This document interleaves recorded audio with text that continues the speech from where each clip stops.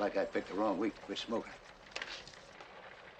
It's like I picked the wrong week to quit drinking.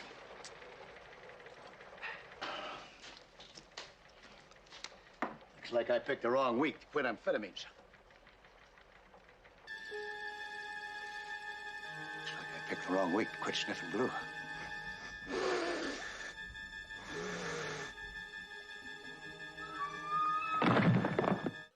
What's going on, NBA fanatics? This is your friendly neighborhood Memphis Grizzly homer, Memphis X, and I talk hoops. Today, we are talking about a disappointing loss in Denver last night. But first, every hero needs their theme music.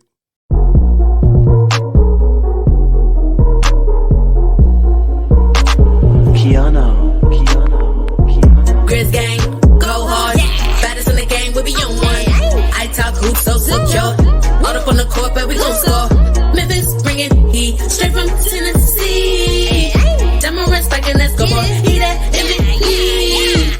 Well, your Memphis Grizzlies fall in Denver 105-91 with a lackluster first quarter effort that plagued them throughout the game. They were down 21 at the end after the end of one quarter, 35-14, and were never able to close the gap to within two possessions after that. So this is the second time they came out and laid an egg to start a game out on this road trip. 2 games, 2 eggs.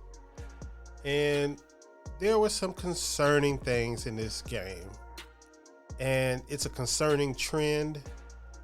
And I think it's something that the Grizzlies are going to have to look into. Now, one of the key things that I wanted to look at in this game was, can Steven Adams defend Nikola Jokic? And we can honestly say he did a very, very decent job of defending Nikola Jokic. If the Grizzlies weren't helping so much off of other guys, and if the Nuggets were, shooting, they came out shooting a little bit hotter than normal. But still, Steven Adams did an okay job. The issue with this matchup for Memphis, the Steven Adams, Nikola Jokic matchup, is Nikola Jokic does not have to expend any energy on the defensive end. That is a problem. He was able to park himself in the lane. It didn't matter what kind of action. They would pick the guy that was holding Ja Morant. It did not matter, because when Ja got through, Nikola Jokic was going to be sitting there in the lane along with 2 other guys, sometimes 3 other guys in the lane, because the Grizzlies simply do not have the shooting to punish that kind of defense, and it's catching up to them. Now, my issue with this is this can be easily remedied.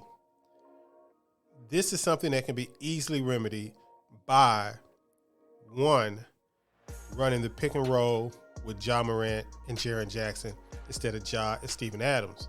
But the issue with that is, what the hell does Steven Adams do if he's not setting picks for Ja Morant on offense? And that is the fundamental question that I was trying to raise in that trade piece. When the playoffs come, teams are not there. It's not like the regular season. And we know this. We saw this last year. It's the reason why Kyle Anderson and DeAnthony Melton are not on the team right now. When it comes to the playoffs, teams are not going to simply sag off of non-scores. They're going to ignore them. They don't give a they just don't give a crap. What is Steven Adams going to do? Go off on you for 10 points for the game? They're just going to ignore him. The bigger threat is Ja Morant. They basically ignored John Conchar, and he took one freaking shot in a game in which he played, 16 minutes and started the game. He took one shot. Jaren Jackson, 6 shots. Steven Adams, 5 shots. 3 starters taking less than six shots or less in the game is not NBA basketball. For a little comparison, every one of the Denver Nuggets starters had double-figure field goal attempts, including one of their bench guys had double-figure field goal attempts. There are only 2 people on the Grizzlies had double-figure field goal attempts, and that is Ja Morant and Dillon Brooks. Now, of course, when Desmond Bane gets back, it's going to alleviate the problem some. Throw some perfume on that pig. But the problem is going to remain. The lack of guys that can create and do stuff on their own on offense without having to be spoon-fed by Ja Morant is not there on this roster. They don't even have enough volume shooters on this roster. So even if these guys are parked out like Conchar, he cannot get his shot off. Zaire Williams, I don't know where his shot is. It hadn't made it to this season yet.